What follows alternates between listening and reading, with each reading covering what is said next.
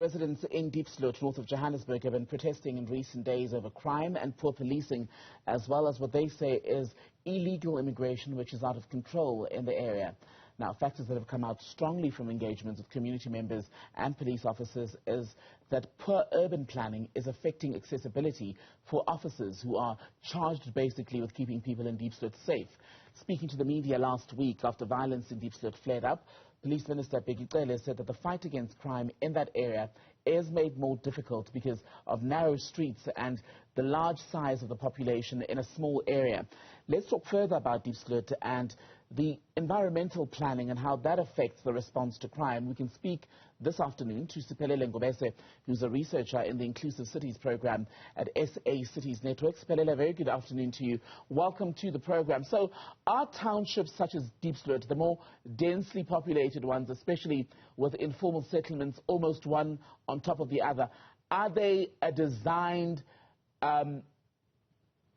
grooming place, shall we say, for crime, especially for crime to flourish?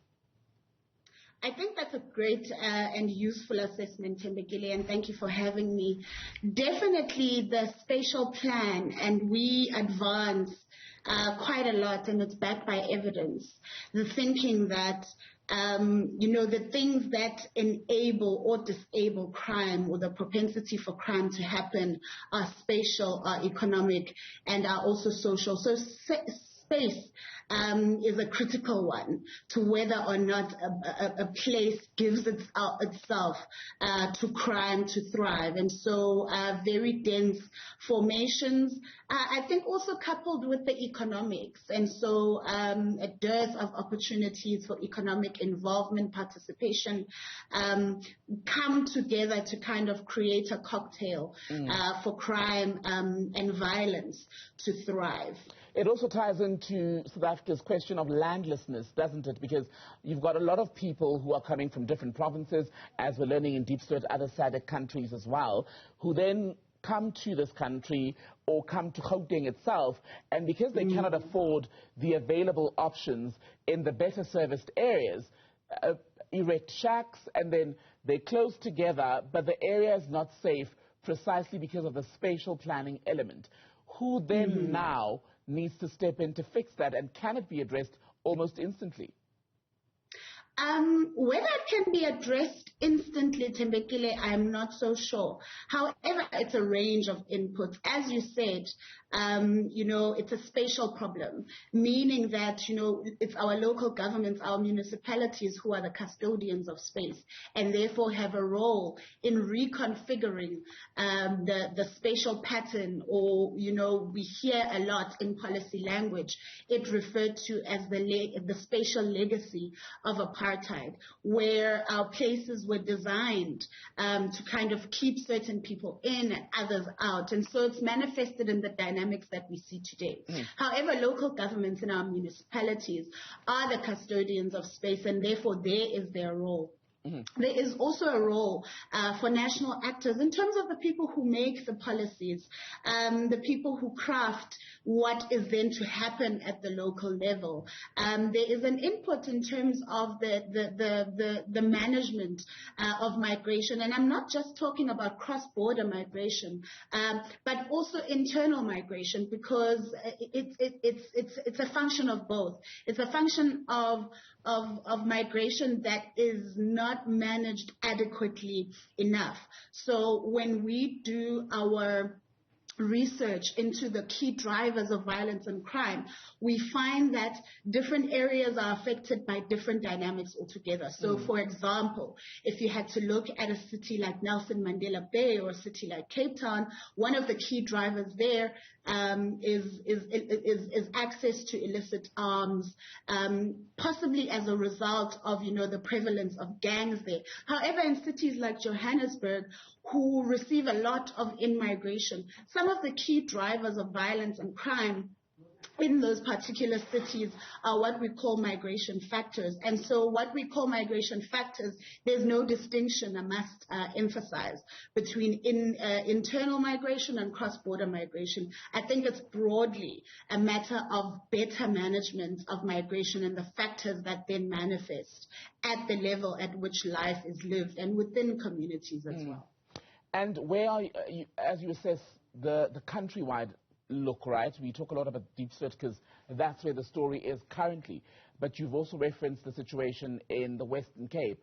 Where are you seeing the sort of worst effects of spatial planning and the link to crime, which basically makes it difficult for police to get a handle on the situation? I think I want to go back to what I said in the beginning to say that the drivers of crime are economic, are spatial, and are also social.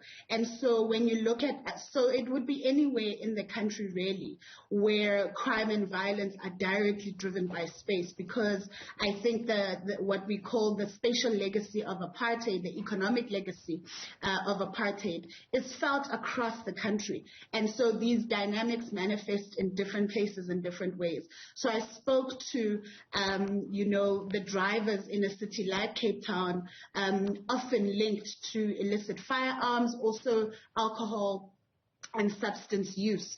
And those are, manifestations of how our society is configured in such a way that a lot of our people are locked into spaces where there is inadequate access to transport. Transport doesn't integrate well with human settlements. People are far from opportunities. The average commute times are 40 minutes to an hour. People spend about 40% of their incomes on transport. And so economic opportunities are not close enough. Economic opportunities are fewer and far between the more time goes. And so these are the legacies. These are the spatial, economic, and social legacies that drive crime and violence. And we like to emphasize the effects of all those dynamics on the even more vulnerable groups. On women, on children, and so on. And I think even Diepsloot is microcosmic of these. And we often speak, as I was saying, about the legacy of apartheid spatial planning, where basically townships were used as part of the oppression of black people and as a dumping ground to keep them furthest away from resources and everything else as possible, right? When you look at new informal settlements and townships in democratic South Africa, how much better has this government fared in terms of making sure that those are, in fact, decent places, safe places to live? In terms of how our new government has fared, I would say that, the new informal settlements are continued expressions of the kinds of cities that our people would love to see. It is people taking it upon themselves to put themselves closer to where opportunities are. And I must say that, the broad assessment is that transforming South African space, transforming our economies has not moved at as fast a pace as people's needs are. And people's needs to be included in society, to have economic opportunity and access is something of that is now. And so those speak for themselves as expressions of the kinds of development that our people would like to see. And so where you see informal settlements coming up is directly proportional to where people think opportunities are, and it's an expression, and we like to talk in our professional space about bringing opportunities closer to people, bringing people from the peripheries of cities closer to city cores where opportunities continue to be concentrated, and also taking opportunities to where cities are. So we talk about the compacting of cities. And in my view, in my professional view rather, I think where we see informal settlements coming up is an expression of the kind of transformation, of the kind of reconfiguration of space that is direly needed happening, and people taking it upon themselves where they feel that the state hasn't moved fast enough to include them.